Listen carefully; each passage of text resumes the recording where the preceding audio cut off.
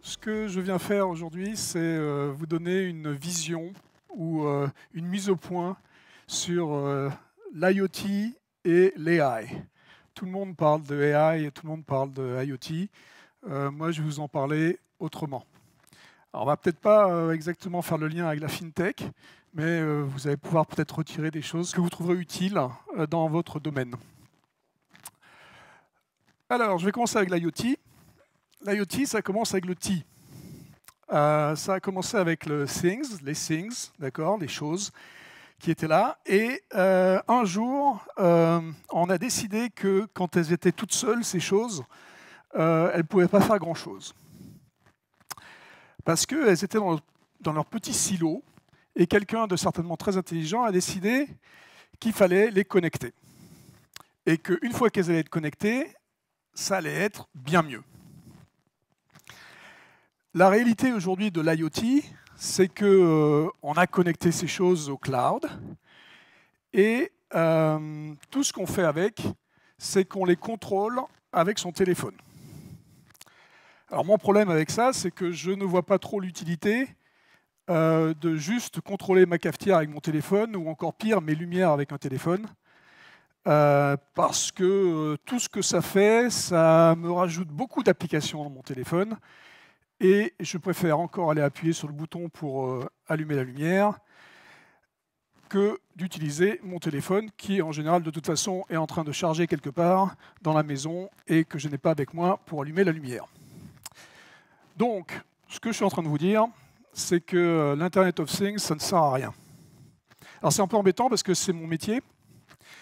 Donc, évidemment, ce que je suis en train de dire, c'est que mon métier ne sert à rien. Alors, ce n'est pas tout à fait vrai. Mais la réalité, c'est qu'aujourd'hui, ce qu'on a créé avec l'IoT, on a vraiment créé d'autres silos en connectant les objets à eux-mêmes et sans les connecter entre eux. Et donc, on a créé ce que j'appelle l'intranet of things. Donc, c'est complètement inutile et c'est un modèle qui est cassé. Alors, évidemment, si le modèle est cassé, ce que moi, je voudrais qu'on essaye de faire, c'est de le réparer. Et donc, pour ça, il y a une vision. Et la vision, c'est de dire que l'intérêt de l'IoT, l'intérêt de toutes ces datas qui sont produites par tous ces objets, c'est de les connecter entre eux et de faire en sorte qu'ils communiquent et qu'ils collaborent.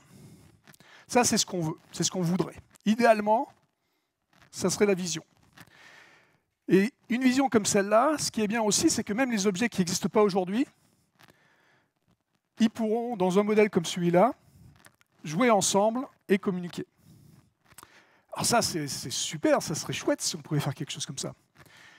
Mais, évidemment, cette vision de interoperability of things, où tout donc, va communiquer ensemble, c'est un peu compliqué. Et c'est d'autant plus compliqué que la vérité aujourd'hui, c'est que notre monde de communication entre les objets est cassé. Ça veut dire quoi que ce monde est cassé? Ça veut dire que ces objets, ils ne communiquent pas entre eux, ils n'ont pas les bons standards, si vous voulez, pour communiquer entre eux. L'idéal, ça serait qu'il y ait un langage commun entre tous ces objets. En 1880 quelque chose, il y a un brave homme polonais qui a décidé que l'espéranto, c'était un truc super et que ça allait sauver le monde parce que tout le monde allait pouvoir parler le même langage et on allait tous être contents, tous être heureux parce qu'on pouvait communiquer. Je ne vous demande pas dans la salle combien il y en a qui parlent espéranto, je connais la réponse. Et dans le monde, il y a 300 personnes qui parlent espéranto sur 7 milliards. Ça fait un peu juste comme langage universel. Donc il n'y a pas de langage universel. Et en fait, je vais un peu plus loin que ça. Je dis qu'il n'y a pas de standard. Alors là, vous allez me dire, vous êtes quand même taré. Il y a des standards, il y a les prises de courant. Quand je prends ma prise de courant, ça s'enfonce bien, c'est super, ça marche. C'est un standard. Et moi, je vous réponds, non. Parce que si vous allez en Angleterre, la même prise, elle ne marche pas. Et si vous allez aux États-Unis, non seulement elle ne marche pas, mais en plus, ce n'est pas le même voltage, donc ça ne marche pas du tout. Donc, il n'y a pas de standard. Pourquoi?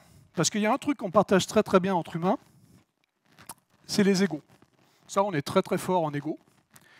Et donc, du coup, quand on veut créer un standard, les grosses boîtes qui créent des standards, elles se disent « Ah bah ouais, je vais faire, mais moi je vais rajouter ce petit truc-là. Et puis moi je vais rajouter ce petit truc-là à côté. » Et donc, du coup, à la fin, il n'y a pas de standard. Donc, c'est évidemment très compliqué pour les objets de communiquer entre eux. Alors, ce qu'on va essayer de faire, on va essayer de dire, on va quand même essayer de créer une solution. On va se dire, on va essayer de faire tout ça dans le cloud. Donc, l'IoT, au lieu de s'amuser à faire ces silos dont je parlais tout à l'heure, je vais dire, on va essayer de créer un cloud dans lequel on va connecter tous ces objets. Et comment on va faire ça? Ces objets, ils ont une représentation dans le cloud, dans ces intranets silos que je montrais tout à l'heure. Donc on va dire que comme ils ont une représentation, ils sont déjà connectés. La représentation virtuelle des objets, c'est juste des mathématiques. Et donc, les mathématiques, c'est facile. J'imagine que dans cette salle, vous êtes tous d'accord. Et donc, ça veut dire quoi que c'est facile? Ça veut dire que maintenant, on va pouvoir faire parler les objets entre leurs représentations et pas entre eux. Ça ne semble pas complètement idiot de faire ça.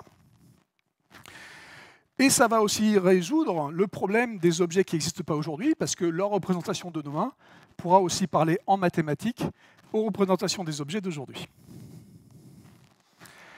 Donc, c'est que des datas, tout ça, parce que maintenant que les objets sont connectés, on va connecter les datas entre eux à travers des formules mathématiques. Ça va être donc virtuellement, on est en train de créer un monde d'interopérabilité des objets. OK? On connecte les structures de data, on ne connecte plus les objets entre eux. Donc là, maintenant, l'IoT commence à avoir un sens. On a pu créer l'interopérabilité of things. Très bien. Alors là, à ce moment-là de cette présentation, j'ai en général 3 questions. Je ne vais pas vous demander de les poser, je vais m'en occuper. Mais il y en a une qui m'énerve beaucoup, c'est la dernière. Rappelez-vous juste de quoi on est en train de parler depuis le début. Alors, première question que j'ai, c'est OK, c'est super de connecter tout au cloud comme ça, mais quid de la latency, le temps de latence de connectivité? Effectivement, quand on a des objets qui sont connectés, ça va prendre plus de temps que quand ils ne le sont pas pour qu'ils effectuent leurs tâches. Donc là, ce qu'on va dire, c'est que on va leur faire seulement les tâches qui sont utiles quand on les connecte. Donc on ne va pas en parler, on s'en fiche. De toute façon, en fait, un round trip de la connectivité, c'est que 500 millisecondes, donc ça peut aller très vite. Après, il y a la sécurité, qui pour vous est très importante, surtout dans tout ce qui est fintech. La sécurité en IoT, il faut faire attention. On va être sûr d'utiliser tous les standards. Encore une fois, il n'y a pas de standard, mais tous les éléments qui sont à notre disposition, comme HTTPS, TLS, etc. La question qui me répile, c'est quand on me demande s'il n'y a pas Internet, comment on va faire pour connecter les objets. Depuis le début, on parle de Internet of Things, donc ne me posez pas la question. Si vous me posez la question, ce que je vous recommande, c'est d'allumer une chandelle. Alors, maintenant, je vais aller vite fait sur comment on va faire une fois qu'on a ces objets, une fois qu'on a ces datas qui sont tous ensemble. Ce qu'on veut, c'est vraiment prendre la diversité des datas pour faire en sorte de créer quelque chose qui va permettre de créer ce que je vais appeler des brains, des applications qui vont être des applications complexes, et on va pouvoir créer quelque chose que je vais appeler l'intelligence of things. IoT, ça devrait être ça. Donc maintenant, je veux relier ça vite fait avec l'AI, la façon dont on définit l'AI. Le problème que j'ai aujourd'hui avec l'AI, c'est que je ne pense pas qu'on ait une vraie intelligence dans l'intelligence artificielle. Et aussi, je vois que même dans les plus petits plus petites explications qu'on puisse avoir, plus didactiques explications qu'on peut avoir de l'AI, il y a toujours une peur de ce que c'est que l'AI. On essaye de nous faire peur. À ce moment-là, il me reste 12 secondes, mais je voulais vous montrer un film de 1 minute. J'espère qu'on va pouvoir le faire.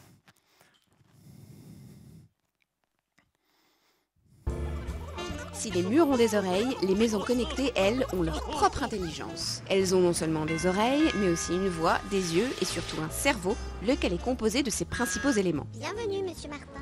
Un ou plusieurs capteurs, lecteurs, un microcontrôleur qui analyse les données collectées et la connectivité pour transférer les informations vers les fournisseurs, compagnies d'électricité, supermarchés ou dépanneurs d'électroménager.